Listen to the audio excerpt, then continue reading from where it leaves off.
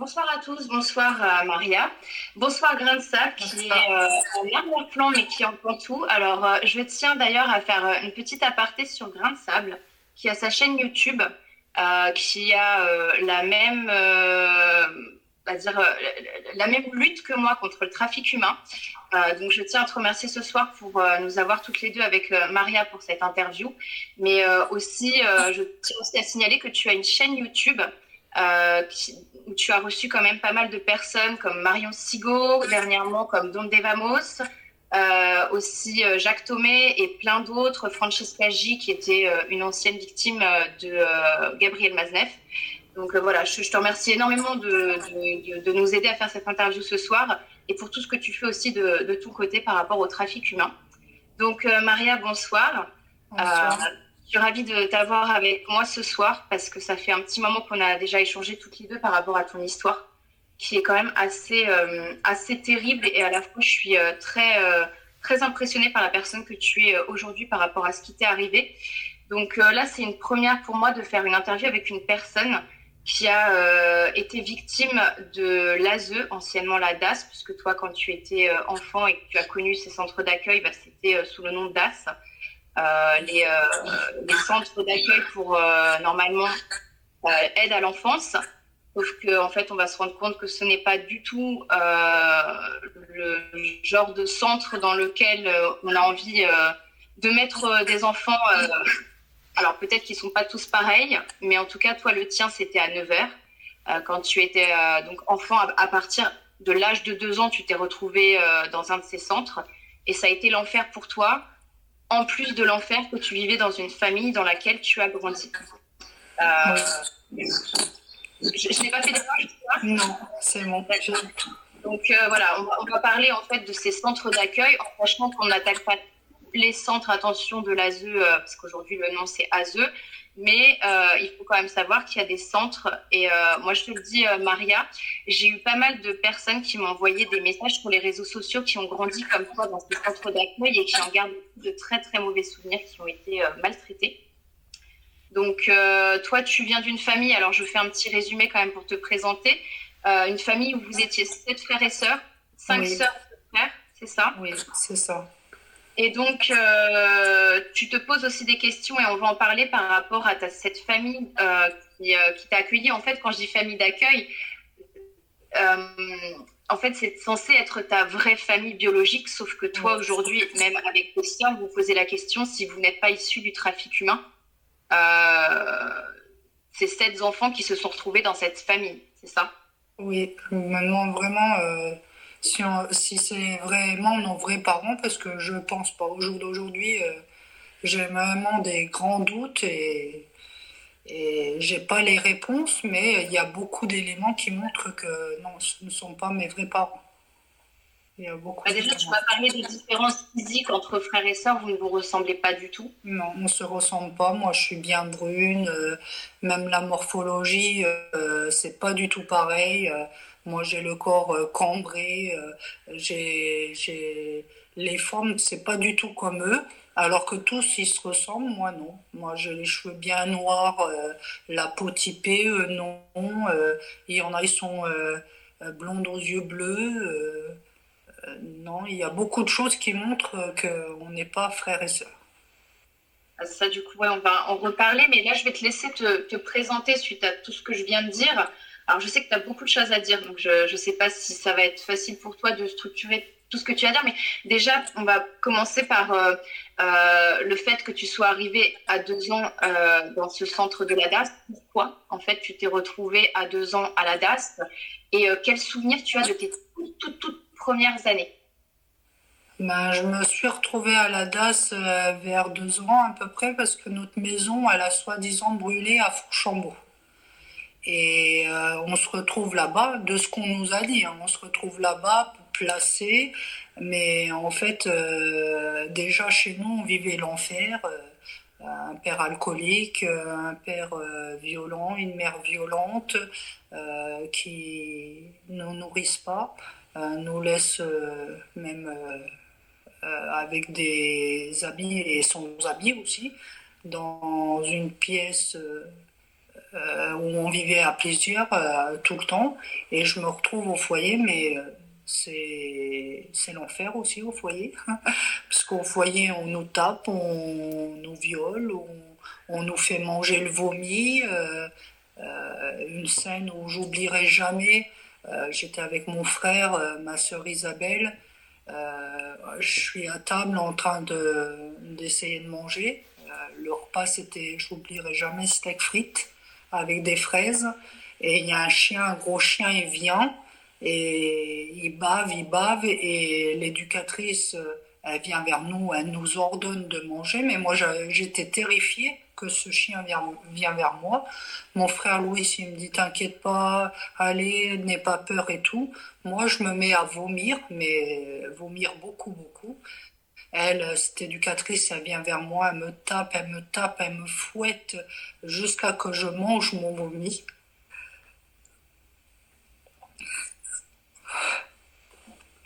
Il fallait que je mange tout mon vomi.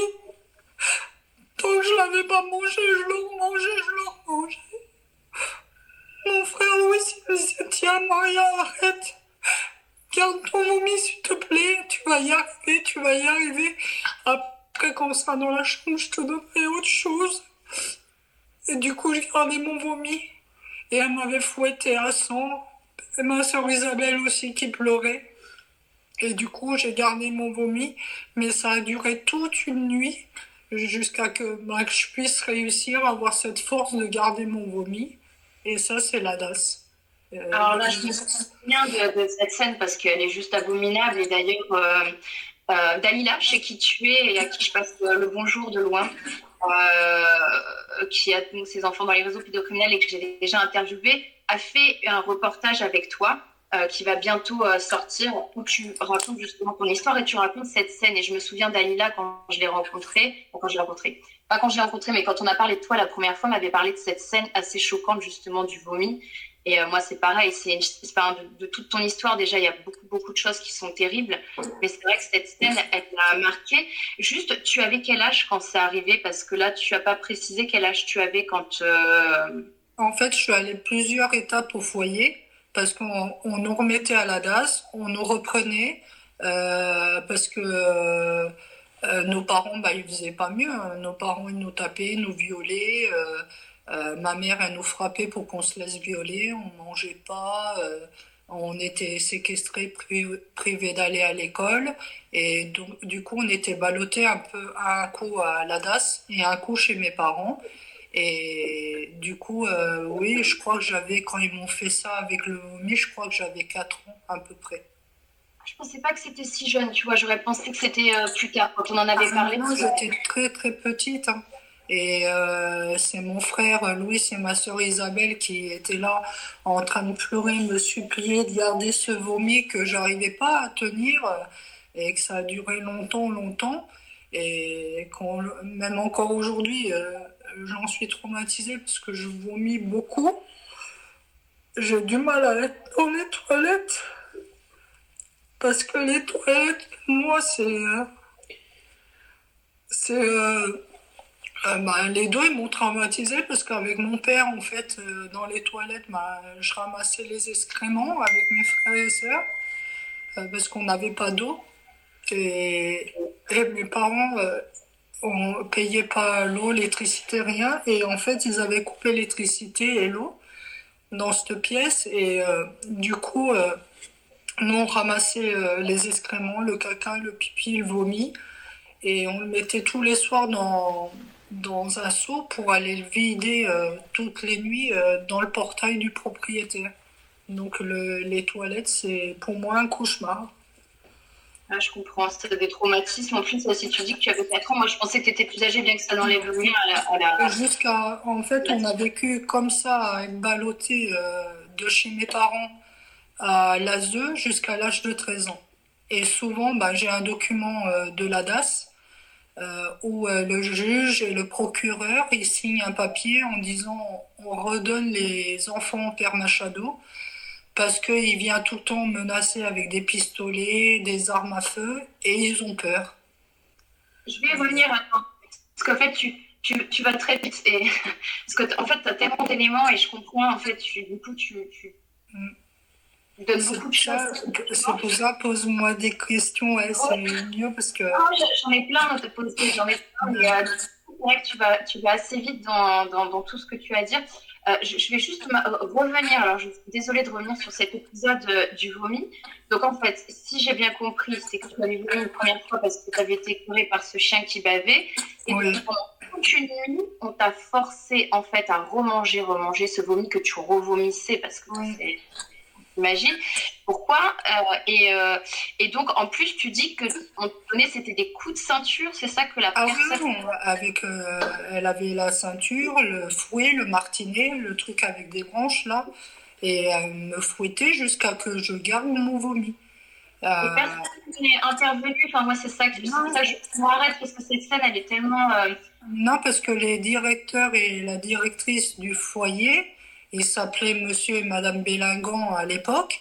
Apparemment, ils ont été condamnés, ces gens-là, mais c'est eux qui demandaient aux éducateurs de nous frapper, hein. Ils étaient des alcooliques. C'était des anciens alcooliques. Je Et pense. demandaient... Pardon.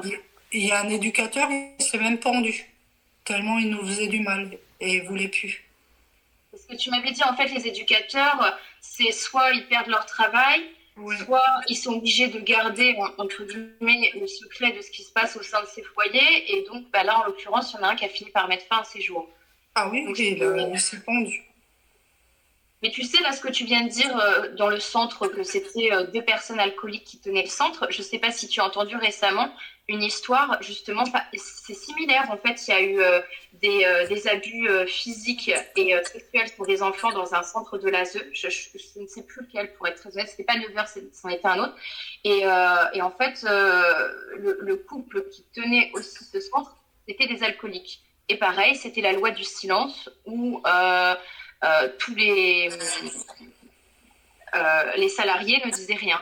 Et là, donc, en fait, pour revenir juste, donc, tu étais seule avec cette femme, ta sœur et ton frère. Et il n'y a personne qui a intervenu, personne qui a pu ce qu'il en Personne. est. Ah oui, il y avait mon frère Louis, parce que mon frère Louis et moi, pendant longtemps, on était comme des jumeaux. Lui et moi, on a grandi main dans la main, donc lui avec ses souffrances et moi aussi. Et au foyer, il faisait que d'essayer de me soutenir, mais ça servait à rien, puisqu'en plus, c'était moi la plus petite et je devais être leur tête de turc parce que même les grands, ils étaient après moi. J'étais la plus petite du foyer. Moi, j'étais la plus petite. Et du coup, ils étaient tout le temps à s'en prendre à moi. Ils demandaient, ben, aux enfants, c'était soit on était bourreau, soit on était victime. Donc il y en avait, pour pas se faire taper ou pour pas se faire violenter, ils choisissaient d'être les bourreaux. Ce qu'on entend souvent, apparemment, plus dans les foyers comme ça, c'est Bien qu'il y sûr. a des personnes qui deviennent bourreaux pour éviter, comme tu viens très bien de le dire, d'être victime. Mais du coup, donc, il n'y a personne, même d'autres victimes, parce que j'imagine qu'il n'y avait pas que toi, même tes frères et sœurs ont dû subir des abus, certainement. Au Non. foyer, je l'ai découvert il y a pas longtemps par ma sœur Isabelle qui dit que oui, qu'elle se rappelle maintenant de l'ASE, que elle avait pas cette force, cette lumière. Elle dit j'avais tellement peur, elle avait tellement peur de mon père, ma mère, de tous ces gens de l'ASE, qu'elle tremblait avec tout le monde, quoi. Mais oui, mon frère aussi, ils étaient violents avec lui, puisque celui qui s'est pendu, justement, lui, il était violent avec les garçons. Ah, c'était quand même quelqu'un qui était violent, celui qui s'est pendu, parce que tu m'en avais parlé, du Ah coup, je oui, pensais qu'il était complètement en dehors de ça. Donc, non, non, il avait été, et après, il supportait sûrement pas frapper les enfants et faire ce qu'il faisait, du coup, il s'est pendu. Ah ouais. parce qu'en plus, ouais, là, donc, on parle du centre d'accueil, mais chez toi, c'est pareil, c'était l'enfer. Donc, en fait, tu n'avais aucun refuge, que ce soit quand tu étais à l'ASE ou quand tu étais finalement chez tes parents. Puisque chez tes parents, tu l'as dit un petit peu tout à l'heure, vous étiez dans une toute petite pièce, c'est ça? Enfin, vous étiez dans un espace assez étriqué où vous Ah oui, viviez. on a même vécu dans le parc pendant un moment parce qu'on a été expulsés, parce que mon père, il avait été reconnu comme un terroriste, parce qu'il se branchait sur les bâtiments où on vivait à la Grande Pâture, et il a essayé plus d'une fois de faire exploser le bâtiment avec nous dedans. Et ça dérangeait personne, hein. Dès qu'on disait Monsieur Machado au téléphone, que moi et Isabelle, on allait appeler la police, ah, c'est Monsieur Machado, on raccrochait, hein. Style, c'est nous qui allions sauver déjà le monde entier, hein. Et personne ne venait aider, hein. Que ça soit police, juge, assistante sociale, avocat, éducateur, non, personne ne faisait rien. Et du coup, on a vécu au parc. Où, un petit laps de temps, on a été au parc, et le seul moment que je vous ai dit que je me rappelle que ma mère, elle était enceinte, c'est de ma petite sœur, qui s'appelle Maria aussi. Et quand elle est née, elle est sortie toute nue de l'hôpital. Ça, déjà, je comprends pas comment on laisse sortir un bébé tout nu de l'hôpital. Ça aussi, je trouve, ça n'existe pas, mais ils nous le racontent comme ça. Et en fait, quand elle vivait dans le parc, je mettais le lait dans ma bouche pour le faire glisser dans la sienne comme un oiseau pour la nourrir. Voilà. Et j'avais déjà ce truc-là en moi parce qu'en fait, à 5 ans, le premier bébé que j'ai eu, c'est ma petite sœur Narcisa. Après, j'avais 8 ans, j'ai eu ma petite sœur Maria, que je m'occupais aussi. Et parce que c'est nos parents qui nous donnaient ce rôle, hein. Ma sœur, elle avait même pas le droit de nous approcher parce qu'elle l'accusait de pute, de coucher avec mon père. Alors que c'est elle qui lui demandait de se faire violer. Donc, du coup, à 10 ans, ah ouais, 10-11 ans, j'avais trois bébés en charge, trois petits-enfants. Donc en fait, là, si je reprends ce que tu viens de dire, ça veut dire que ton père, il violait les filles et les garçons, tes deux frères aussi? Mon frère, oui, il m'a avoué que mon père le branlait aussi. Et il le violait. Ouais. Donc en fait, il a Oui. tous les enfants et ta mère avait le culot de dire que c'est vous qui, en tout Oui. cas, Elle renfermait Isabelle dans la cuisine, elle l'a frappée beaucoup, à coups de ceinture, mon frère Louis aussi, et elle prenait des gros couteaux de cuisine pour la poignarder, parce qu'elle disait qu'elle voulait lui voler son mari. C'était une pute. Alors que c'est elle qui nous frappait pour qu'on se laisse faire, pour voir si on était vierge. C'est elle qui demandait.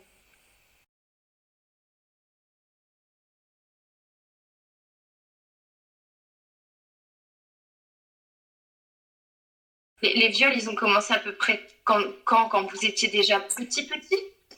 Ah bah, je pense, puisque ce qui est marqué sur les documents de la DAS, à mon avis, c'est même commencé dès que je suis née, hein.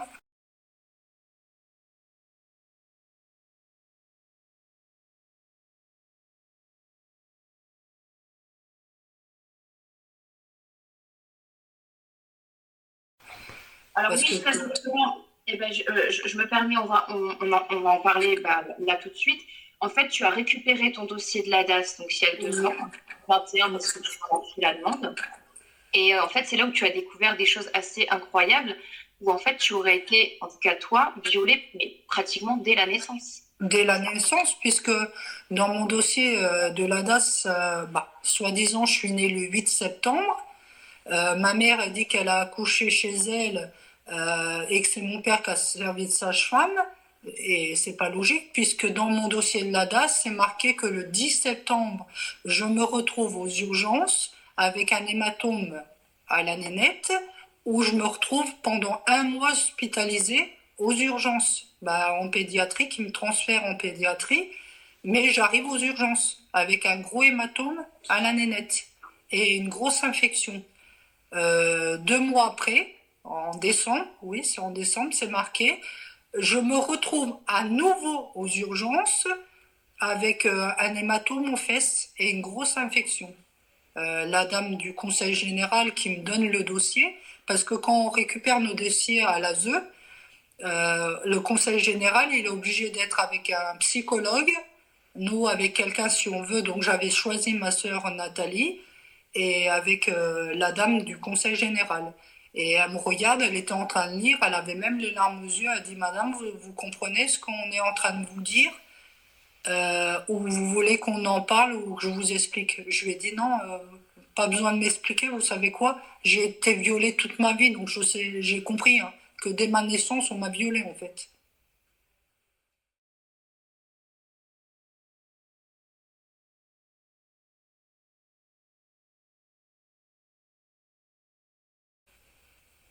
Mais à l'hôpital, justement, quand ils ont fait ces rapports, ils auraient dû alerter, en fait, alors les services sociaux, même si Oui, on sait qu'ils en étaient. oui, il y a mais il y a des alertements. C'est ça le pire. Il y a des alertements, il y a des preuves dans le dossier comme quoi on est victime, double victime, et en fait, ils nous redonnent à nos parents. Ça se passe parce que c'est toujours les mêmes éducateurs alcooliques de ce foyer de l'enfance et ça se passe jusqu'à l'âge de 13 ans. De petit jusqu'à l'âge de 13 ans, que j'ai 13 ans, ça se passe entre mes parents et en fait ils nous redonnent. Et c'est le procureur hein, et le juge des enfants qui décident hein, de nous redonner à chaque fois à nos bourreaux. En sachant pertinemment ce qu'il en était, on ne peut pas dire le contraire, donc ils savent. Et donc, en fait, c'était limite comme un match de ping-pong entre l'ASE et les parents qui étaient violents. Comme je dis, des deux côtés, malheureusement, tu as subi vraiment beaucoup de violence. Et donc, tout à l'heure, tu vois, tu as parlé des armes à feu. Donc, ce serait intéressant que tu reparles de ce courrier par rapport à la DAS et par rapport au fait qu'ils t'ont remis chez tes parents. Alors, je ne sais pas trop parce qu'il y a tellement eu d'allées et venues entre l'ASE et chez tes parents, mais moi, je t'avoue que je m'y perds un petit peu. Mais il y a eu un moment donné où, en fait, l'ASE a eu peur, enfin, l'ASE, la DAS, a eu Oui, peur que ton père apparemment possédait des armes à feu. Enfin, si tu voulais en oui. dire un peu plus. Oui, oui, ils possédaient des armes à feu. D'ailleurs, nous, ils nous mettaient contre le mur hein, pour bien nous faire peur. Moi, spécialement, comme ma sœur Isabelle, elle revient là après 32 ans, elle me dit, mais toi, t'as toujours eu ce truc en toi où tu défendais nous et les petits. T'étais toujours là, prête à lui sauter dessus parce qu'ils nous mettaient contre le mur et ils s'amusaient à tirer les balles tout autour de nous. Donc, grâce à Dieu, il n'y a pas une balle qui a été sur nous, mais et ils faisaient ça devant le foyer aussi. Donc, on rend les enfants au Père Machado. Nous, on a peur, on n'a pas envie de se prendre une balle. Hein. C'est marqué noir sur blanc. Hein. Mais nous, on n'a pas peur, nous. Nous, moi, c'est quand j'ai récupéré mon dossier de l'ASE, je l'ai regardé au Conseil général. J'ai dit, vous vous rendez compte de ce que vous êtes en train de me redonner là? Je crois que vous réalisez pas ce que vous me dites et que ce que vous me donnez en fait. Surtout que j'ai vécu jusqu'après toute mon enfance à avoir l'ASE derrière mes baskets. Donc je crois qu'ils sont pas nets dans cette vie-là.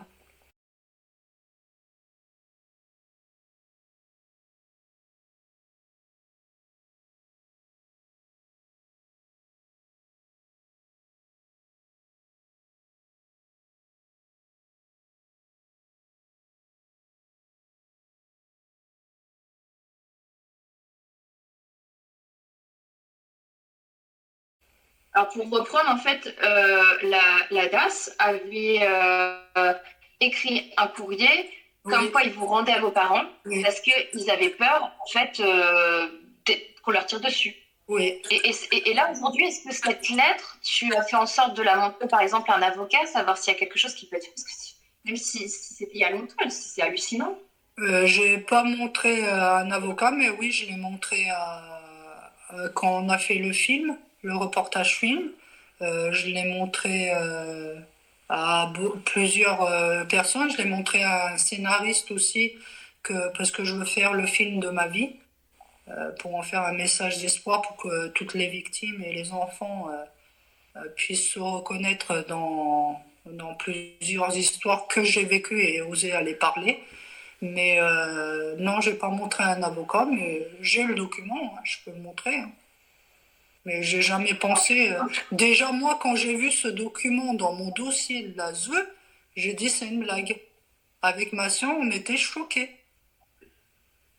Des choses que dedans, dans le dossier, c'est marqué dedans, noir sur blanc, que je crois bien qu'au jour d'aujourd'hui, il y en a beaucoup qui iront en prison, hein. C'est là où, encore une fois, c'est un peu comme l'affaire Dalila, où en fait, on a l'impression que toutes les institutions, encore une fois, sont au courant, mais soit se protègent, ou, enfin, c'est hallucinant, parce que j'imagine que la police de Nevers, où vous étiez, a dû avoir vent de peut-être des choses qui se passaient au sein de ta famille, ou pas tellement, Bien parce sûr. que tu parlais Si, ils très fort. savaient. Si, si. Ils savaient, ils venaient, de temps en temps, ils venaient, on les appelait tout le temps, on était petits, hein. Moi, je m'en rappelle, Isabelle, elle prenait la carte en cachette téléphonique, parce qu'avant c'était en carte téléphonique, et on courait dans la rue pour aller appeler la police, hein. C'est ça que je comprends pas, parce que depuis petit, on a toujours fait appel à la justice, mais rien n'a été fait. Rien du tout. Mais la police, quand ils venaient, il se passait quoi du coup? Ils venaient voir, déjà, ils devaient voir que vous viviez dans des conditions insalubres, apparemment. Oui. Là, de ce que tu disais, vous étiez obligé d'aller vider les toilettes, d'aller Ah vider mais les oui. escaliers, etc. Et, Oui. et, et donc, il se passait quoi quand la police venait, voyait ça? Ils réagissaient pas? Personne. Personne faisait. Oh, monsieur Machado, vous savez, il faudrait faire un peu de nettoyage, il faudrait les laisser aller à l'école et lui parler comme si c'était. Nous, on mangeait pas, hein, très rarement. Notre repas, nous, c'était de l'eau chaude avec du sel. Et quand on avait un truc à manger, c'était un oignon avec du vinaigre et du sel dessus qu'on mangeait. Et les Noëls, nos Noëls, si on avait une boîte de cassoulet, on était heureux, hein. À, à 9, là-dedans, une boîte de cassoulet. On allait faire du porte-à-porte pour avoir de l'argent pour mon père qui était alcoolique.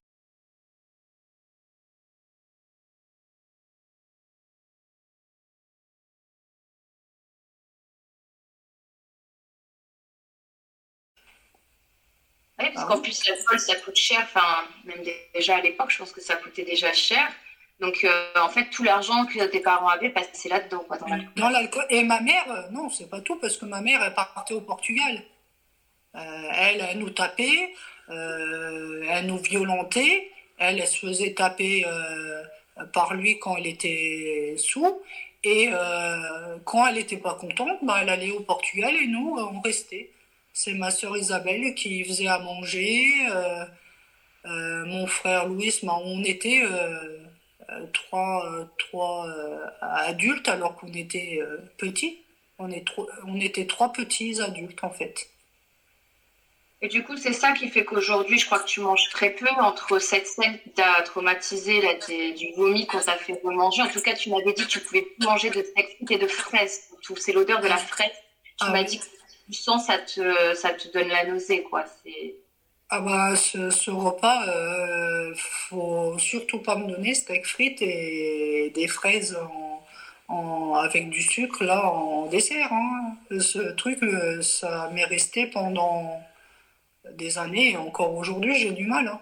J'essaye avec mes petits enfants parce qu'ils comprennent pas. Euh, Ma fille a dû lui expliquer un petit peu parce que surtout les fraises c'est horrible. Mais oui, encore aujourd'hui. Je suis dans la malnutrition. Ouais, tu as du mal à t'alimenter à cause de tout ça. Et peut-être aussi, de toute façon, j'imagine que quand on mange très peu comme ça depuis tout petit, bah, ton estomac, il doit être aussi très, très restreint. Enfin, Bah, surtout que après j'ai été violée par un médecin et quand ce médecin il m'a violée aux urgences, encore à Nevers, je suis restée 3 ans et demi sans rien vouloir manger du tout. J'ai fait une grosse anorexie et du coup bah, quand j'ai voulu remanger, bah, plus rien restait. Du coup maintenant je mange une fois par jour et mes repas je les vomis tous. ah, c'est une sorte de boulimie du coup que tu fais en fait aujourd'hui. Bah, c'est soit de l'anorexie, soit de la boulimie. Ah oui, en fait, mon estomac n'accepte plus d'être nourri.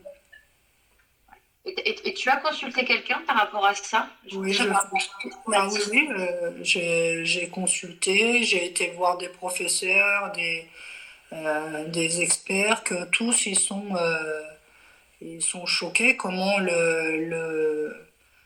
l'alimentation elle va quand je mange et en fait elle fait demi-tour après. Pendant la digestion, je suis même rentrée dans une machine pour voir comment ça se passe quand je mange et en fait ça fait toujours demi-tour. Et par rapport à ce médecin-là que tu viens de citer, est-ce que tu peux resituer le contexte si c'est pas trop douloureux pour toi, parce que tu n'as peut-être pas envie d'en parler, mais là tu l'as donné comme ça brut de décoffrage l'info que tu as été donc abusé par un médecin. C'était dans Oui. quel contexte? C'était allé par rapport à des blessures que tu avais, une opération que tu devais subir Non, j'ai un compagnon où je vois que c'est un pervers narcissique, je décide de le quitter, ce compagnon pervers narcissique. Je décide de l'annoncer devant la famille pour qu'il me laisse tranquille parce que j'avais vu que c'était pas quelqu'un de bien. On est tous ensemble, bah, ça finit par mal finir et du coup je fais une crise d'épilepsie qui est assez grave parce que je suis épileptique. Faut savoir que je suis épileptique à cause de mon père. Tellement il m'a tapé la tête au plafond. Il me prenait les pieds, il me balançait la tête au plafond. Donc je suis devenue épileptique. Et ce jour-là, je fais une grave crise d'épilepsie de 45 minutes. Les pompiers, le SAMU n'arrivent pas à me réanimer. Du coup, ils me transfèrent de Cône à Nevers en urgence parce que j'habitais avant à Cône-sur-Loire. Et arrivé à mi-chemin, ils m'ont mis plein de trucs dans les veines pour me ranimer. J'arrive, je suis presque réanimée, arrivé aux urgences à Nevers. Et arrivé aux urgences à Nevers, bah, double cauchemar. Je me fais violer par ce médecin qui avait déjà violé 35 dans le Cher, 25 dans la Vignèvre et 18 à Blois. Et c'était il un... a été arrêté. Comment? Il a été arrêté ce médecin du coup? Oui, c'est Dieu qui l'a arrêté. Il est décédé. Ah, mais il a jamais par contre été condamné par la justice. Il est Non. décédé. Et pourtant, j'ai fait un procès que j'ai gagné. Et il a continué, grâce à la justice encore, à continuer à exercer parce qu'en fait, avec mes dons, j'ai réussi à le retrouver. Et il était en train de violer à Blois. Et j'ai téléphoné à l'ordre des médecins en disant, mais vous savez que ce médecin, j'ai eu un procès avec, que j'ai gagné, et il a violé beaucoup de victimes. Il y en a même, ils se sont suicidés. Et ils étaient choqués que la justice ne l'a pas dénoncé.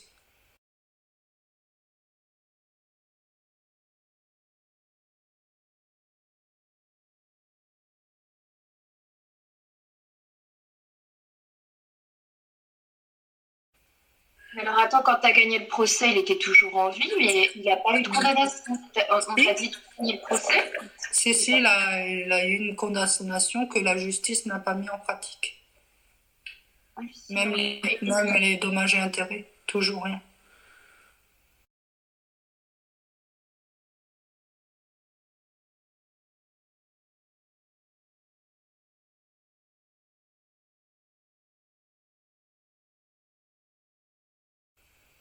Ah oui, il devait te payer quelque chose et il t'a rien payé.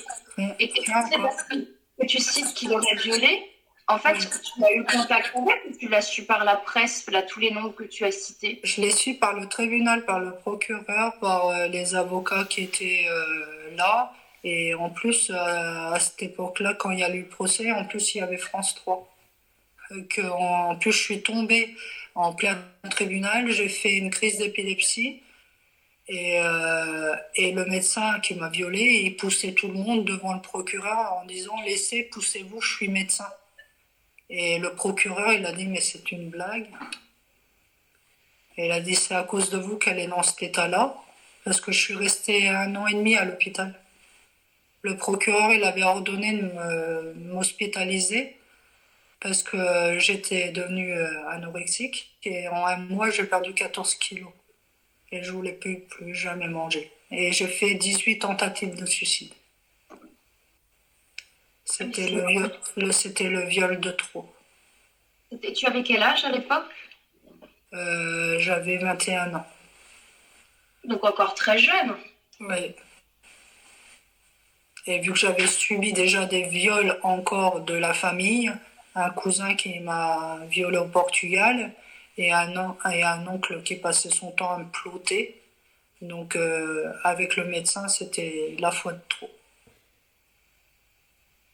Oui, là, c'est hallucinant ce que la vie t'a envoyé comme épreuve quand même. Parce que tes parents, du coup, tu es parti à quel âge de chez eux? À l'âge de 13 ans, il y a une assistante sociale qui dit que moi je vais pas à l'école. Faut peut-être que j'aille à l'école. Du coup, il se réveille, hein. À 13 ans, c'est sûr qu'on va aller à l'école après. Du coup, je vais à l'école, je vais à une visite médicale où ils s'aperçoivent qu'en fait je suis gravement malade et j'ai les amygdales qui sont tout petits comme ça, je peine à respirer. Et ils ordonnent à l'école d'appeler le SAMU et les pompiers pour m'emmener vite à l'hôpital. Là, je vais en urgence à l'hôpital et ils m'opèrent. Je me fais opérer, mais vu que personne ne savait que j'étais épileptique, et ben pendant l'opération, je me suis réveillée. Ça a été une catastrophe. J'ai perdu 2 litres et demi de sang. Mon père, il a dû me donner du sang. On m'a ranimé et là, j'ai été placée à la DAS avec mon frère Louis, ma sœur Isabelle et moi. On est resté à la DAS. Après, je suis plus jamais reparti de la DAS. Mais à ce moment-là, est-ce que la DAS c'était toujours l'enfer ou à partir de tes 13 ans, peut-être ça avait changé ou tu avais vraiment vécu l'enfer jusqu'au bout à la DAS? À la DAS, ça avait un petit peu changé, mais avec ceux qui étaient, il y avait déjà des bourreaux où des filles nous frappaient, ils voulaient tout le temps nous battre. Il y a une fille, elle me faisait dormir vers l'armoire. Elle me violentait et moi j'avais peur. J'avais peur de tout le monde en fait. Et je me dis, bah, en fait, ils sont tous fous, ils aiment taper, crier, violenter, violer. J'ai cru que c'était la mode, puisqu'à l'âge de 14 ans, je demande aux éducateurs de m'aider à trouver un pré-apprentissage, parce que mes petites sœurs, ils étaient encore chez mes parents, chez ma mère, et je voulais les sortir de là-bas. Donc je les prends en week-end chez moi, je les prends en vacances, et bah, je décide de faire un apprentissage, mais je tombe sur des papiers. Comment? Ça veut dire que tu as été émancipée parce que tu n'étais pas majeure, tu as eu l'autorisation de vivre seule avant tes 18 ans. Oui, à 17 ans. D'accord, à 17 ans parce que tu avais trouvé un apprentissage, c'est ça? Oui, pour prendre mes petites sœurs chez moi, le procureur et le juge des enfants, ils ont accordé parce que de l'âge de 14 ans jusqu'à l'âge de 17 ans, j'ai pas arrêté de travailler. J'ai fait un contrat de qualif, mais entre-temps, bah, j'avais des patrons qui me renfermaient dans la plonge et me tapaient. Et moi, je le disais à la ASE, à la DAS, et qui me disait, bah, si tu laisses ton travail, tu sais où tu vas. Tu retournes chez ta mère ou alors tu vas dans la rue. Donc moi, je voulais pas ni aller chez ma mère, ni aller dans la rue. Donc je continuais à subir ces patrons violents. Oui, je me souviens, en plus, bah, c'est pareil, à chaque fois en fait que tu crois que tu vas peut-être te sortir dans le trou, en fait, tu n'as eu que des gens violents parce que c'est hallucinant, tu te retrouves à l'hôpital, tu subis des abus par un médecin, l'ASE pareil, tes parents pareil, ceux de la DAS qui sont aussi dans ton cas mais plus âgés, du coup pareil, sont violents. Là, tu trouves du boulot mais tu te fais violenter. Euh, en fait, enfin, je suis désolée, mais de te dire ça, mais en fait, ça veut dire que toute ton enfance, jusqu'à ton adolescence et peut-être ton âge adulte, parce que pareil, tu parlais d'un pervers narcissique quand tu t'es Ouais. mis en couple jeune, en fait, tu n'as toujours connu que la violence. J'ai toujours connu que la violence, viol, manipulation avec l'argent. J'ai l'impression, Anne-Vert, en fait, c'est ce que je dis, j'ai l'impression qu'Anne-Vert, c'est une secte où ça a tourné que sur nous, comme si tout ça, c'était un complot, c'était fait exprès, en fait. que c'était tout. Dès que j'essayais de me soulever d'une porte, eh ben, on me rattrapait à l'autre bout par une autre porte. Donc, oui, j'ai vécu que dans la violence et les viols. Et aujourd'hui, ton contact avec tes frères, alors je crois que tes deux frères sont décédés, tu Oui, m'avais mes dit. deux frères sont décédés. En même temps, ils disent qu'ils avaient des trucs au cœur. Il y en a un, il est mort d'une crise cardiaque foudroyante et un autre d'une embolie pulmonaire. Mais mon père, il attachait mon frère Louis par les pieds de la table et il le lançait par le balcon du cinquième étage. Et en fait, la table, elle tapait sur les grilles et ça a rattrapé comme ça mon frère.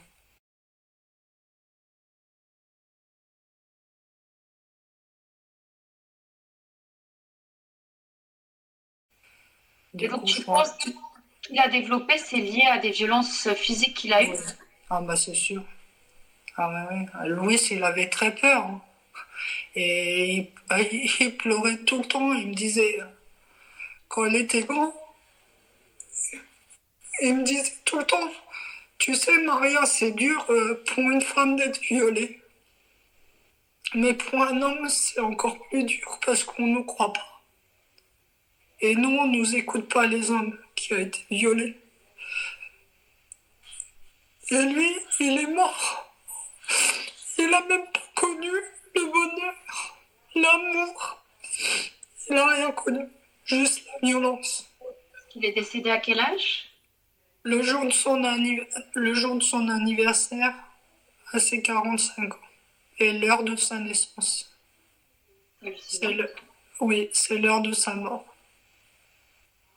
L'heure de naissance, la même heure de la mort, le jour de l'anniversaire. Alors ça, Oui, et le jour de ses 45 ans.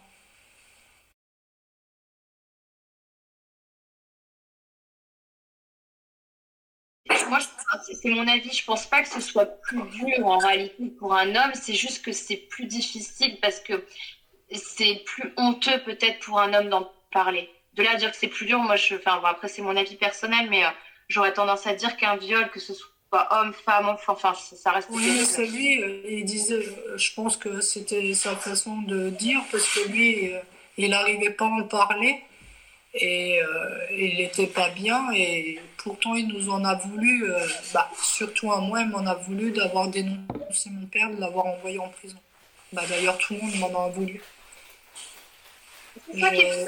J'ai On a dit que j'ai perdu toutes mes sœurs pour ça. c'est à quel âge que ton père, enfin toi tu avais quel âge quand ton père, tu as quand même réussi à le faire enfermer? En fait, il n'y a pas longtemps que j'ai compris ça, c'était un mal pour un bien. Parce qu'en fait, le jour que j'ai été violée par le médecin, en fait, c'est le médecin qui s'est dénoncé tout seul au procureur. Ah oui, ça n'existe pas, mais le divin, il est plus fort. Et en fait, lui, il a écrit, vu que j'étais la seule victime, qu'en fait, sa drogue, elle n'a pas marché sur moi. En fait, lui, il a écrit au procureur en disant qu'il y a une fille qui va porter plainte, et il va l'accuser de ça, ça, ça. Et en fait, moi, j'étais pas au courant qu'il a écrit au procureur. Et le procureur, il a envoyé la gendarmerie venir me chercher chez moi. Et quand je suis arrivée devant le procureur, il m'a dit, racontez-moi votre journée du 24 septembre 1996 et oubliez rien. Et là, quand il me parle de cette date-là, je comprends que quelqu'un a parlé, mais qui? Parce que moi, j'avais rien dit à la police. Et là, je dis tout ce qui s'est passé. Et le procureur, il a dit, allez vite chercher le médecin, parce que, et vous le mettez en garde à vue, parce qu'en fait, il s'est dénoncé tout seul. Et ce jour-là, il m'a demandé, est-ce que vous avez déjà été abusé? Est-ce que quelqu'un vous a déjà fait du mal et violé? Et là, je lui ai parlé de mon père en disant que mes petites sœurs, ils étaient encore en visite avec lui, que ma petite sœur, elle faisait pipi. Quand je la récupérais, elle avait 4 ans. Elle faisait pipi sous la table, dans sa culotte et tout. Et que pour moi, il avait recommencé. Et du coup, ils ont dit, bah, déposez plainte contre votre père, parce que je lui ai dit jusqu'à maintenant, la Zoé ne nous écoutait pas et ne nous entendait pas, il nous faisait même la même chose. Et du coup, ils sont allés chercher mon père et mes petites sœurs, ils avaient pu visiter avec lui et il a été condamné.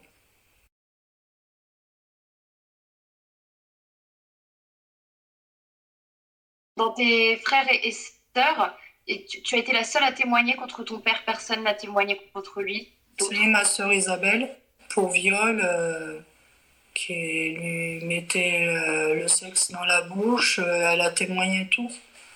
Et Louis, mais il voulait pas qu'on le lise au tribunal. Et une autre des petites sœurs qui a parlé. Mais après, bah, ils ont tous arrêté de me parler, sauf ma sœur Nathalie, qu'on est restés très soudés toutes les deux. Tu penses que c'est parce qu'ils étaient dans le déni ou qu'ils t'en voulaient de ne pas avoir eu ton courage? Au jour d'aujourd'hui, Isabelle m'a dit que c'était mes parents, ils ont divisé pour mieux régner. Et jusqu'à qu'il meure, le bourreau, il est mort il y a 2 mois, 3 mois maintenant. Ton père? Mon père, oui. Il est mort, ça fait 3 mois. Et il voulait mon pardon, je lui ai donné avant qu'il décède, pour qu'il parte en paix.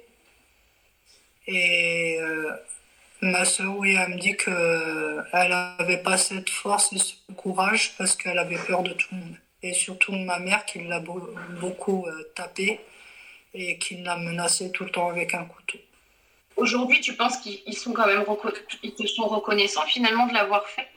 Bah, D'avoir. Isabelle, elle me dit oui, mais j'ai encore des doutes parce que il n'y a pas longtemps encore, je pleurais en disant que c'est de ma faute. J'ai sali le nom Machado parce qu'on on me l'a répété. Hein, parce que ma soeur Narcisa ne me parlait plus du tout.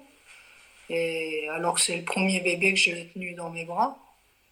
Et oui, il y a beaucoup de. Mais maintenant, il me parle pas, c'est pas grave hein, pour moi. Je sais que j'ai bien fait. Et si ça serait à refaire, je dénoncerais tout ce qu'il a fait encore et encore. Et il a pris combien de temps au niveau de la justice par rapport à ça? 8 ans. C'est 8 ans ferme Mm. qui ont été respectés. Il a fait vraiment ces 8 ans où, il a 6 ans. dû- où ils l'ont sorti avant pour Six- conduire. Oui, 6 ans. Parce qu'il était mignon. Ok. Oui, bah, bonne conduite, quoi, comme ils souvent ça arrive. Et lui, ton père, il a réagi comment quand quand tu l'as fait condamner? Est-ce qu'il s'est excusé ou parce que là tu dis il t'a demandé son pardon juste avant de partir, mais est-ce que lui s'est excusé auprès de toi, auprès de tes frères et sœurs? Non. Quand je l'ai envoyé en prison, et il m'a dit qu'en sortant de prison, il allait me tuer et qu'il allait me pourrir toute ma vie. Et il l'a fait, hein, parce il a tout fait pour que mes soeurs me parlent plus. Mais c'est Et pas ta mère, grave. Comment? pardon, ta mère a réagi comment elle quand ton père se retrouve en parce que elle n'a pas été condamnée en revanche. Ma mère, quand mon père il a été condamné à aller en prison, moi je voulais que ma mère aussi elle aille en prison, mais mes petites sœurs ils pleuraient, ils voulaient pas. Au jour d'aujourd'hui, ils me disent que j'aurais dû faire ce que j'avais décidé, de l'envoyer en prison, parce qu'en fait, elle nous a dit qu'on était des putes, que c'était nous qu'on a aguiché son mari et que c'était de notre faute, parce qu'au Portugal, on règle nos affaires entre nous et sûrement pas de mettre ça en justice. Alors tes deux parents étaient d'origine portugaise, 100%. Oui, oui, oui. D'accord. Et c'est là où tu parlais tout à l'heure de sœurs blondes aux yeux bleus, où on peut se Oui, poser la question.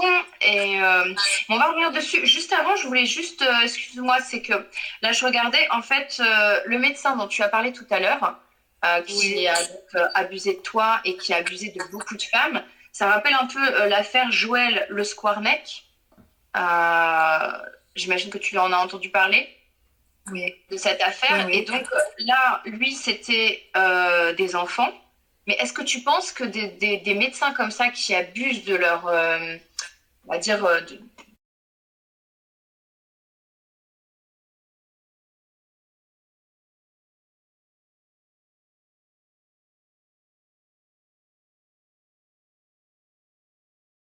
de leur profession et du statut qu'ils ont, il y en a beaucoup. Parce que ça fait quand même plusieurs affaires comme ça qu'on entend de médecins qui abusent de leurs patientes ou de leurs patients. Enfin, Bien sûr qu'il y en a que eux, ils reconnaissent leurs droits, puisque au tribunal, ça a été dit que Monsieur Francis Garnier, le médecin qui m'a violée, et ben en fait, il reconnaissait ses proies parce qu'en fait, dans les dossiers médicaux, c'était marqué que moi je venais de l'ASE. Les ah, victimes, c'était marqué qu'ils avaient déjà été violés ou battus par leurs compagnons, donc ils prenaient que des gens victimes et ils les droguaient. Les autres victimes, en fait, ils se réveillaient et ils avaient du sperme partout. Et ils expliquaient que, en fait, ils savaient qu'il y avait eu quelque chose, mais ils s'en rappelaient pas. Sauf que moi, je ne sais pas si on va dire la chance ou je ne sais quoi, moi, la drogue n'a pas marché puisque j'ai fait une crise d'épilepsie assez grave avant, où j'ai eu déjà pas mal d'injections avant, donc sa drogue n'a pas du tout fonctionné sur moi, donc je me rappelle du viol à 100%. Ce qui fait que lui, il a paniqué, il est rentré dans une panique totale. C'est pour ça qu'il a écrit au procureur en disant une folle dingue qui a déjà eu des problèmes va venir dire ça, ça, ça. Sauf que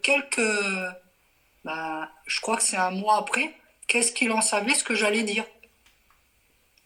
Parce que c'est ce que le procureur il a dit tout de suite. Allez vite me le chercher. Qu'est-ce qu'il savait ce médecin ce que vous alliez me dire? Et vous m'avez dit mot pour mot euh, aux cheveux près de ce qu'il a marqué dans cette lettre. Donc c'est bien que ça s'est passé. Il savait pas ce que j'allais dire et comment ou rien. Il savait rien puisque je n'ai pas parlé. mais il n'est pas très malin Et quand même, c'est ce médecin. Enfin, et c'est un peu un idiot, quoi. Je veux dire, en fait, je sais on a pas, c'est le des divan. Oui, c'est lui. Et le papier, je l'ai donné à l'avocate parce que c'est lui qui s'est dénoncé. Hein. C'est pas moi. Moi, je suis repartie, je l'ai dit à l'infirmière, je l'ai dit au chef de service, le directeur de l'hôpital, quand je partais. Ils m'ont dit, ils m'ont même signé un chèque que je vais encaisser pour me taire et que j'ai pas encaissé, que j'ai donné à mon avocat. Qu'au jour d'aujourd'hui, je sais pas où est ce chèque. Ah oui, sans doute que ça peut Parce que être un avocat. maintenant, bien sûr, hein. C'est pour ça que je dis, je crois bien qu'Anvers, c'est un réseau, hein, que ça tourne en rond sur moi en boucle. Hein. Mais en Parce fait, que, ça explique mieux, je te coupe, je me permets, en fait, ça explique quand même pourquoi peut-être tu as eu toutes ces pertes. Parce que quelqu'un comme ça qui te connaît pas va se dire, mais c'est complètement fou, c'est pas possible, elle invente, il peut pas y avoir eu autant d'abus de tous les côtés. Mais en fait, quand on t'écoute, on se rend compte, là, en tout cas, sur ce que tu viens de dire juste avant, c'est que il repère des proies qui ont oui, déjà été abusés ou justement et ils en profitent pour refaire de l'abus parce que en fait, vous êtes entre guillemets faible et justement, c'est plus difficile pour vous de prouver qu'il y a eu des abus de toutes parts. Enfin, moi, c'est ce que j'en déduis par rapport à ce que j'entends. bien sûr. Mais lui, il le disait au tribunal. Au tribunal, il dit, mais vous voyez pas, dans son dossier de médical, c'est inscrit qu'elle vient de la DAS, qu'elle a été violée par son père. Et le procureur, il le regarde et lui dit, mais en fait, vous savez, déjà à l'avance, les victimes que vous allez aller sur eux, puisque vous êtes en train de nous dire que dans les dossiers, c'est marqué. Et c'est là qu'on l'a su. Et oui, c'est un enchaînement. Puisqu'après je me retrouve face au père à ma fille, que lui aussi devient mon bourreau pendant 22 ans, où j'appelle la police, la BAC, et tout le monde vient, mais c'est à moi qu'on me dit de me taire, de tempérer la chose. Quand je demande à l'assistante sociale de m'aider parce que je veux quitter mon bourreau qui a 5 fusils, qui est un chasseur qui veut me tuer, qui me viole avec les fusils, qui me rentre les fusils dans la nénette et que ma fille elle voit tout ça avec son meilleur ami, que je fais appel encore à la justice et que là l'assistante sociale est au courant et qu'elle me regarde. Mais madame, si vous n'y arrivez pas, eh ben, on va vous retirer votre fille, on va la placer à l'ASE. Et là, j'ai vécu les flammes de l'enfer, j'ai tout vécu, les drames. Mais quand ils m'ont regardé droit dans les yeux me dire que je vais avoir un suivi, qu'on m'enlève mon enfant, là, j'oublierai jamais. Là, c'est le truc qui m'a déchiré, m'a tué le plus au monde et que je n'arrive même que moi, je demande pardon à Dieu. Ça, j'arrive pas à pardonner. On voulait m'enlever ma fille, moi qui étais une maman plus que... J'aidais même les autres enfants. Tu me redonnes à mon père qui me viole. Tu me redonnes à ma mère qui me tape pour me faire violer. Et tu veux m'enlever ma fille. Jamais. Ça, je peux pas. Tous les jours, je dis pardon à Dieu parce que j'arrive pas à pardonner ce truc. Qu'ils ont voulu m'enlever ma fille. Mon sang, mes tripes, alors j'ai failli mourir. Mais du coup, ils te l'ont pas enlevé. La bonne nouvelle, Non, c'est qu'ils n'ont pas ils me réussi l'ont à pas trouver ta enlevé. fille, je me souviens. Ils me l'ont pas enlevé parce qu'en fait j'ai eu un suivi par la PJJ. La PJJ c'est les trucs criminels quoi. Comme quoi ma fille elle se droguait, elle buvait, elle couchait avec des garçons chez moi dans la salle de jeu. C'était un bésodrome. Alors attends, je Ma me fille, permets, je suis désolée Maria de te couper, c'est juste, ta fille déjà, tu l'as eue à quel âge? euh, Ma fille, je l'ai eue après le viol du médecin parce qu'en fait, ça aussi, en fait, j'étais renfermée à la Charité. On m'a renfermée 1 an à l'hôpital psychiatrique parce que j'ai voulu me tuer après ce viol du médecin. Et ils ont demandé à ma famille de me prendre chez eux parce que j'étais en train de mourir et j'ai fait 18 tentatives de suicide. Tu Et disais, ouais. j'arrivais pas à sortir de cet hôpital psychiatrique. Et en fait, la mère de mon ex, elle vient tout le temps me voir à l'hôpital et elle me dit si tu veux que je te sorte de l'hôpital, tu retournes avec mon fils. Le pervers narcissique dont tu parlais tout à l'heure. Je l'ai laissé, oui. Ah, c'est lui le père de ta fille? Oui. Ah, Et moi, je lui ai dit non, je retournerai pas avec. Elle m'a dit bah tu sortiras jamais de l'hôpital.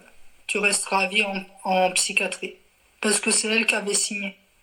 Puisque mes sœurs, ils ont dit on s'en fout qu'elle reste là-bas. Elle a condamné le père, elle y reste. Donc moi, je dis non, je vais pas rester encore. Ça fait 1 an que je suis en psychiatrie. On essaye de me bourrer de cachets. Je voyais que j'étais en train de devenir une loque. Je tombais de plus en plus dans l'anorexie. Alors j'accepte, je dis oui. Je retourne avec David. Je retourne avec. Dites-lui que je retourne avec. Elle m'a dit non.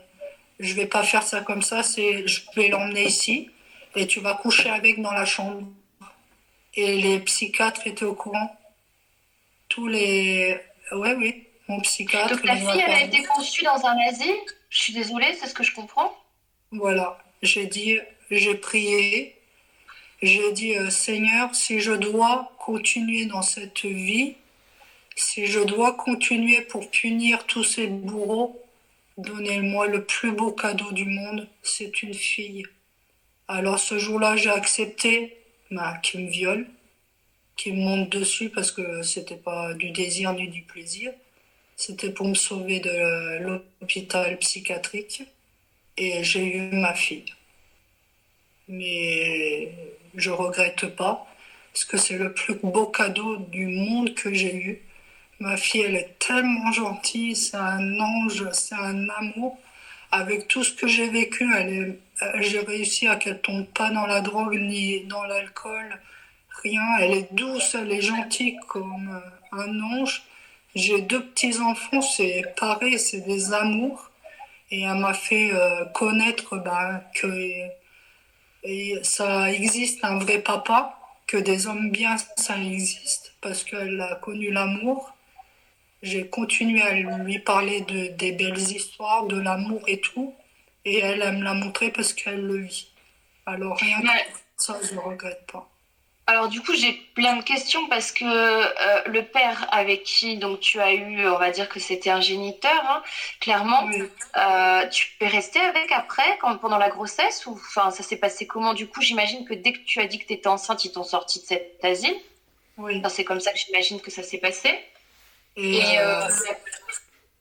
Et et pendant 22 ans, je me suis forcée à rester avec, m'a forcé. J'ai été à nouveau séquestrée.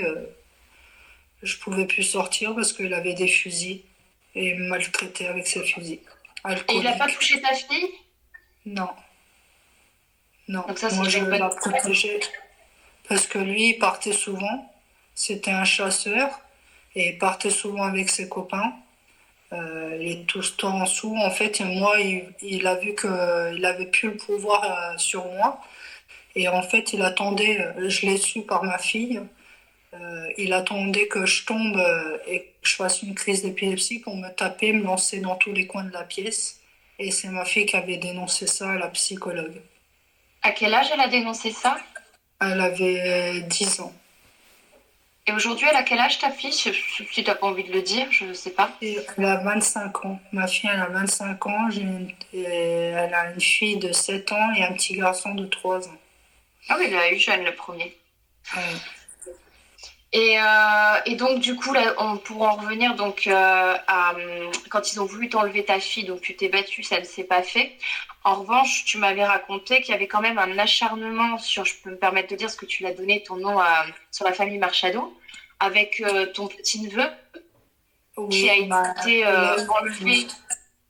il n'y a pas longtemps, ils ont placé mon petit-neveu à l'ASE encore, parce que soi-disant ma nièce sortait de trop, ma nièce c'était une ado, et au lieu de l'aider d'aller dans la bonne voie avec sa maman, et ben non, ils lui ont enlevé, ils l'ont placé. Alors que nous, on était des enfants maltraités, violés, martyrisés, privés de manger. Euh, c'est même pas nous qui l'écrit, c'est même eux qui l'écrit dans mon dossier de la DAS, et ils nous redonnent. Mais nous qu'on est des gens bien, c'est pour ça que je vous dis, c'est un cheminement, il continue, il s'acharne.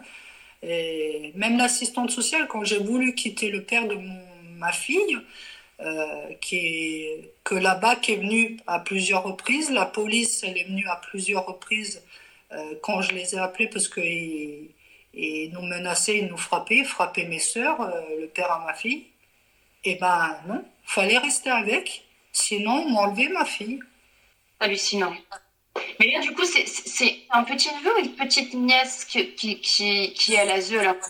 C'est un Moi, petit j'avais garçon. un garçon. C'est un petit Voilà, c'est un garçon. petit garçon. Oui.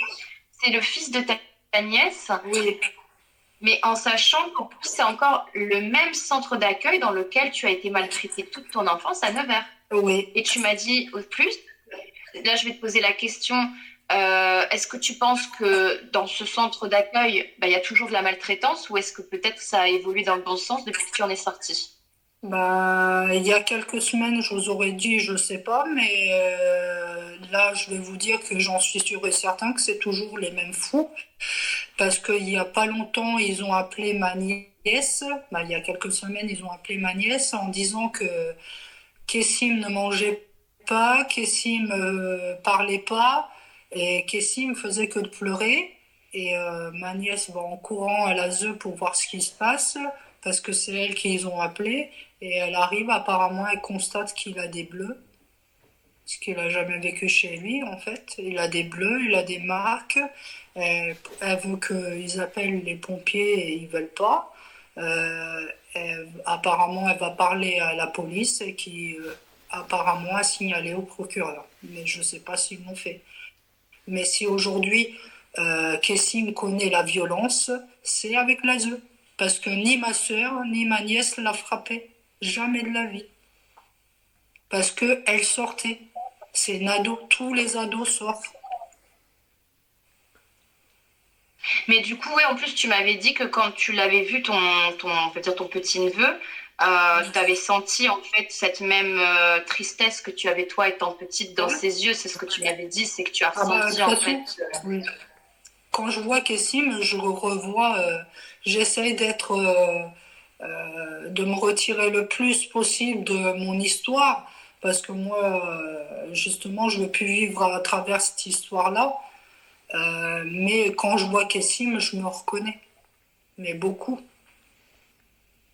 Ah oui, comme quand j'ai fait le film avec les mamans, Dalila, tout ça, je reconnais leurs enfants, je reconnais ce qu'ils vivent, je l'ai vécu.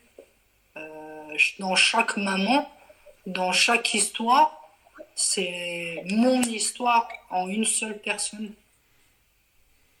Bah, pour justement rappeler, là tu viens de le redire, donc il y a ce reportage qui devrait bientôt sortir dans lequel il y a Dalila, dans lequel il y a aussi Anneke Luka que j'ai interviewée il n'y a pas longtemps et qui est reconnue comme survivante victime de réseaux pédocriminels. Il y a aussi Chantal Fray qui a dénoncé pas mal aussi, donc il y a d'autres personnes, donc on te retrouvera bientôt à, à exposer ton histoire en plus de toutes ces personnes. Et je vais venir justement alors là sur le fait, tu vois, que tu ressens des choses. Il y a des choses que je perçois là, à force d'interviewer des personnes qui ont été victimes d'abus, c'est que j'ai l'impression que chez ces personnes-là, et toi, tu en es le parfait exemple, vous avez certains dons qui se développent, des dons de, je sais pas si on peut parler de dons de médiumnité, mais en tout cas, vous ressentez des choses de façon bien plus intensive que des personnes, on va dire, lambda ou des personnes qui n'ont jamais connu des abus extrêmes comme ça. Et on en a parlé toutes les deux. En fait, toi, tu as développé finalement ce don et j'imagine que ça t'aide peut-être au quotidien où tu ressens des choses de façon très, très marquée. Ah oui, j'ai des flashs, beaucoup de flashs depuis petite, hein.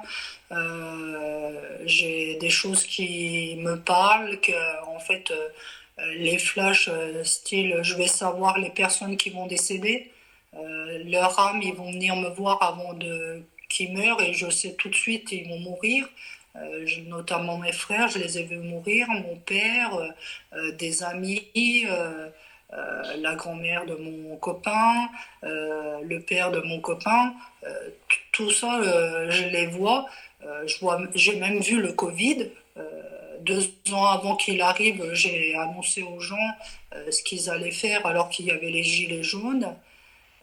Et je leur disais, mais non, mais je vous vois, on est tous dans une toile de tente, on nous pique, les magasins ils sont fermés, c'est une catastrophe et il ne faudra pas vous faire vacciner. Je vois même ce qui va se passer très très bientôt. Oui, j'ai un don depuis petite et mes parents ils n'étaient pas contents puisqu'ils disaient que j'étais une sorcière. Et ils nous frappaient justement parce que j'étais soi-disant une sorcière. Ah, donc dès que tu étais déjà enfant, en fait, t'en parlais à tes parents et donc, ouais, ok. C'est moi qui ai emmené ça apparemment. C'est moi qui ai provoqué. C'est sûr que je vais provoquer la mort de mon frère. Non, je l'ai juste vu. C'est pas moi qui la provoque. Alors, du coup, ce que tu vois là à venir, c'est positif? Bah, c'est positif d'un côté et d'un autre côté non, parce que moi je vois beaucoup de décès. Je vois qu'il y aura la politique qui va faire n'importe quoi, mais je crois C'est que déjà le cas. oui, c'est déjà le cas, mais dans la nature, je parle, hein. Oui, Il va y oui. avoir des catastrophes dans la nature et que c'est eux qui vont le provoquer. Et je vois aussi que par contre, ça, les plus riches ou les moins riches, ou politiques ou pas politiques, je vois que Dieu va bien s'énerver. Dieu ne laisse pas faire. C'est comme quand on a un enfant. Un enfant, on lui explique le bien et le mal. Si notre enfant il veut faire le mal, nous on n'y peut rien. On peut juste lui dire non, tu es en train d'aller du mauvais côté. Et moi, pour moi, Dieu c'est ça. C'est on a le choix entre le bien et le mal. Les gens ils passent leur temps à faire des catastrophes. Moi, il m'a sauvé à chaque fois des catastrophes, puisque tout le monde, même les médecins, ils disent que je suis un miracle de tout ce que j'ai vécu et même parce que je suis tombée grandement malade. Et oui, moi je crois que Dieu, quand il va se fâcher, bah, riche, pauvre ou je ne sais quoi, bah, ils auront la même dose de ce qui Est-ce va que se c'est passer. bientôt ça ou c'est dans une dizaine d'années, Non, non, non, non. Moi, je serais prévenue parce que je vois exactement les maisons qui vont brûler, les maisons où il y aura quelque chose. Et non, moi je pense que c'est, on va dire, 2024-2025, faut s'accrocher. Ouais. Mais tu Et sais, il faut c'est ça surtout qui est garder fou. la foi. Justement, bah tiens, c'est ça que j'allais te dire. Ce qui est fou à t'entendre, c'est que malgré toute cette horreur que tu as vécue dans cette vie, tu as toujours, enfin, tu as toujours la foi et on a même l'impression que tu l'as même bien plus que la plupart des gens. Tu dirais que ça, toutes les épreuves que tu as vécues terribles, ça t'a renforcé ta foi ou tu l'avais déjà avant? Et tu, enfin, Alors je pense que je l'ai toujours eu, la foi, mais dans la Bible c'est marqué la foi t'a sauvé. Et c'est vrai, la foi m'a sauvé parce que moi je crois que j'ai pas vécu tout ça pour rien. Tout ce que j'ai vécu, ces histoires où Dieu à chaque fois m'a sauvé, c'est parce que en fait j'avais la force et la volonté. Même ma sœur, elle me le dit que toi, déjà petite, même nous, tu voulais nous défendre. Et je pense que tout ça, je ne l'ai pas vécu pour rien. C'est pour aider justement des enfants et des femmes qui n'ont pas ma force et ma foi. Et moi, grâce à l'émission, le reportage, grâce au film que je veux faire, mon livre, que chaque victime se reconnaisse dans mon histoire et dise elle a su parler, elle a su y arriver, moi aussi. Parce que moi, pendant des années, je me suis lavée au grattoir. Je voulais pas qu'on me regarde, je voulais pas être belle et sexy. Je voulais rien d'être tout ça, puisqu'on me l'a assez dit, c'est à cause de toi. T'as vu comme t'es belle, t'as vu, c'est ce que je disais tout à l'heure à Dalila. Et finalement, non, j'ai dit le contraire. Je vais montrer que malgré qu'on est victime, malgré qu'on a subi, eh ben, on a le droit d'être belle. On a le droit d'être sexy et c'est pas notre faute. On n'a rien demandé et je vais les encourager, les enfants, les femmes et les hommes aussi qui ont vécu ça, à se relever et à les dénoncer. Parce que plus on est nombreux, plus on sera la lumière de Dieu pour arrêter tous ces gens-là. donc en fait, toi, tu penses, si je comprends bien, et du coup, par rapport à oui, tout ce que tu viens de dire, c'est que, on va dire, la source divine n'envoie pas d'épreuves que tu n'es pas capable de surmonter. Et tu penses que toi, donc, déjà, tu étais capable de les surmonter, mais qu'en plus, tu peux aider d'autres victimes. Si... Oui, Ok. ouais. Moi, au jour d'aujourd'hui, oui, je pense que Dieu donne ses plus durs combats à ses meilleurs soldats. Donc, Oui, je pense aussi. On est d'accord. ouais. Ouais. Non, mais c'est pour ça que j'ai beaucoup d'admiration hein, pour toute ton histoire. Quand bon, déjà, on en avait parlé, bien évidemment, avant cette interview, mais même là, de temps, puis il y a des choses que j'apprends, hein, dont je n'étais pas au courant. C'est assez impressionnant de voir la force de caractère que tu as. Quand on parle, il y a des personnes qui, pour moins que ça, seraient complètement détruites. Donc, je trouve ça très courageux de ta part, en plus de témoigner, donc je t'en remercie encore plus. Et juste une question, oui, que j'avais quand même aussi, que je voulais te demander. Ta mère, aujourd'hui, elle est toujours vivante? Elle est toujours vivante, elle s'auto-punit en vivant dans un garage pour nous culpabiliser. Ah oui. Et moi, j'aime pas du tout ça. Je lui ai dit que c'est pas bien, que ce qu'elle m'a fait, ce qu'elle nous a fait, moi, je ne veux pas qu'elle le revive pour s'auto-punir. Et elle continue à nous insulter, à nous menacer. Il y a 15 jours, elle a fait pleurer ma sœur Isabelle en lui disant qu'elle était une grosse pute, qu'elle a fait l'amour avec son père. Isabelle, je pense que Et elle est encore sensible à tout ça. Et oui, chacun est vous sensible à tout coupez ça. pas les ponts? Je suis désolée, je te coupe, mais vous, enfin, dans tes frères et sœurs, vous n'avez pas coupé les ponts justement avec ta mère? Il y a toujours cette Non. dépendance visiblement par ta sœur, notamment? Oui, oui, eux tous, ils voyaient ma mère. Moi, en fait, moi, ne voulait pas me voir. Beaucoup de fois, elle coupe les plombs avec moi parce que j'ai envoyé mon père en prison. Et elle veut pas voir ma fille parce qu'elle est avec un Éthiopien.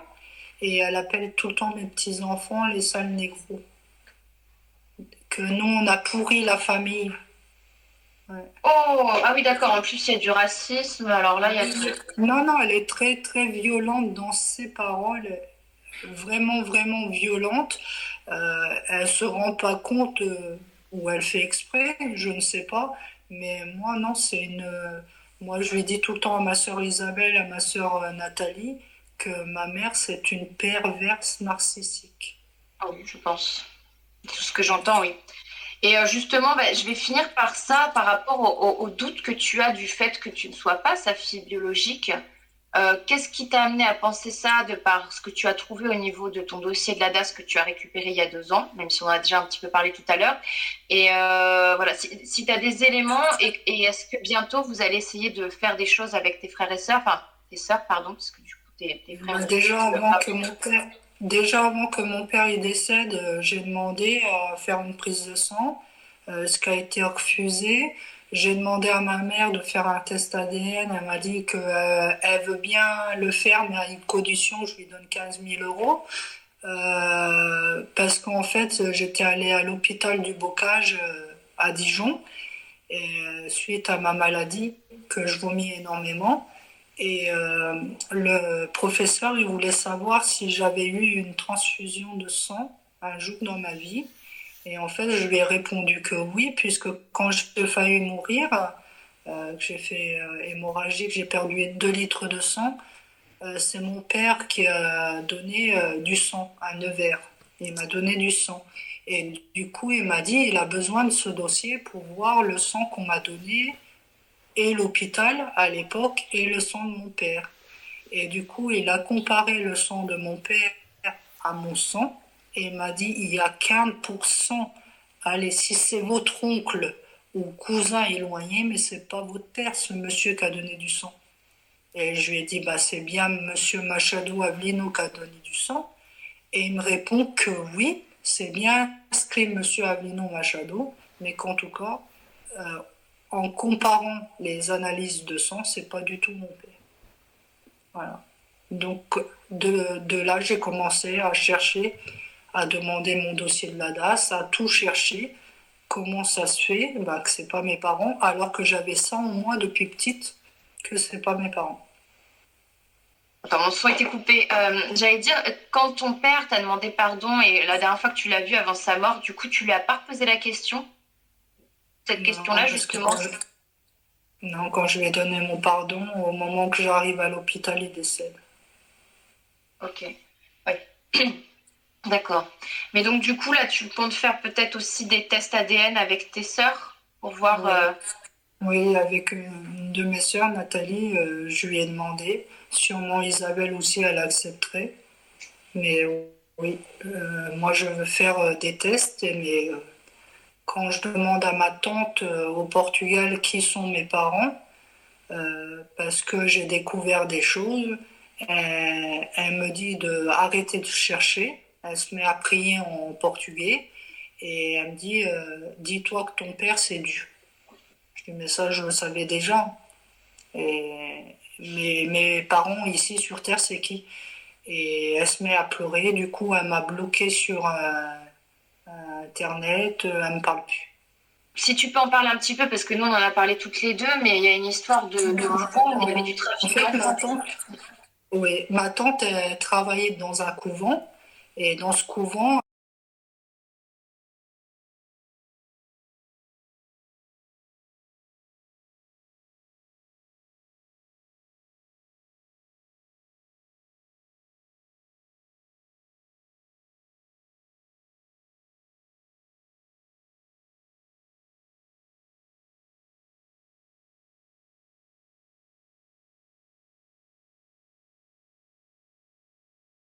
elle m'explique qu'à l'époque, elle héberge des mamans seules avec leurs enfants. Et moi, quand je vais là-bas, je lui dis en fait, vous hébergez des femmes seules avec les enfants. Et nous, en fait, on est de votre famille. Et pourquoi vous nous avez laissés dans la rue, en fait, dans la rue et dans une pièce où les vitres étaient tout cassées et on mangeait pas, quoi, et on était maltraités. Si vous hébergez des gens comme ça, nous aussi, il fallait nous aider. Et elle m'explique qu'elle a un couvent aussi à Madrid. Et moi, je fais des recherches et en 1975, qui est ma date de naissance, à Madrid, il y a beaucoup d'enlèvements dans ce couvent et dans le couvent qui est celui à ma tante, trafic d'enfants. Et c'est marqué, hein, vous regardez sur Internet, à Madrid, le couvent, beaucoup d'enfants disparus et le couvent où elle est, ma tante à Coimbra. Exactement les deux. Et ma mère, elle explique que quand elle était enceinte de moi, elle revient d'où? De Madrid.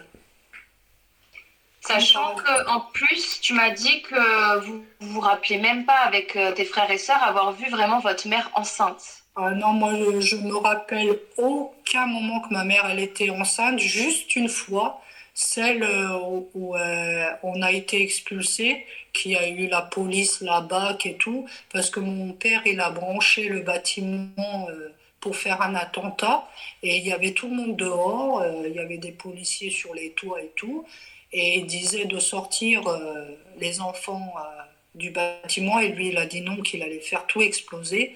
Et c'est le seul moment où je me rappelle que ma mère était enceinte de la petite Maria et qui nous ont mis dehors. C'est là qu'on a vécu dans le parc.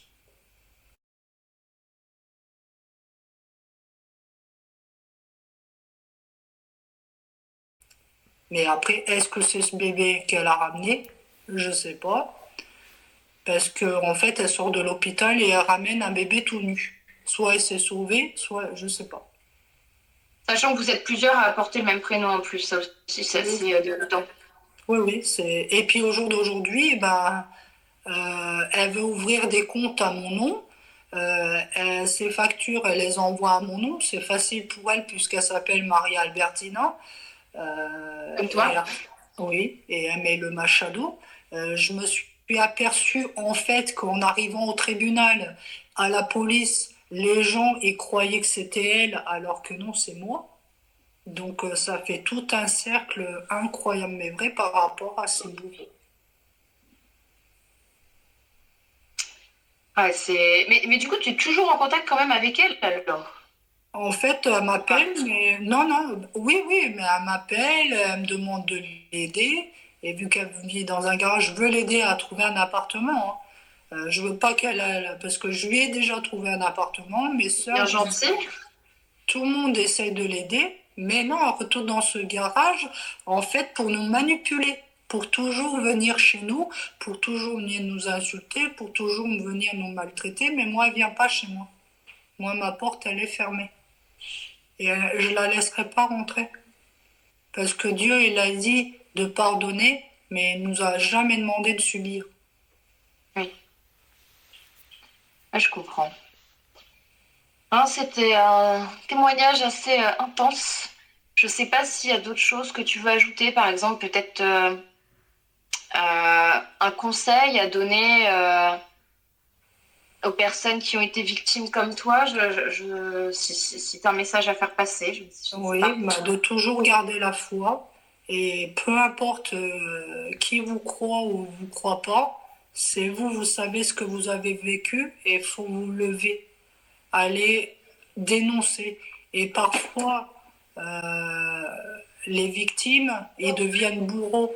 Et la chose que je demanderais surtout qu'ils oublient jamais, c'est ce qu'ils étaient, leur cœur d'enfant en fait. Qu'ils oublient pas ce qu'ils étaient quand ils étaient enfants, ils aimaient pas qu'on leur fasse ça. Alors ne devenez pas bourreaux en refaisant à d'autres enfants. Parce que ce qu'ils font à d'autres enfants ou à d'autres femmes, eh ben, c'est ce que vous avez vécu. Et faites-le pas. Oubliez jamais votre cœur d'enfant. Jamais, jamais. Et toujours aller frapper. Cette porte, elle ouvre pas, il y en a une autre. Un jour, il y a une porte qui va s'ouvrir. Mais jamais abandonner. Jamais, jamais.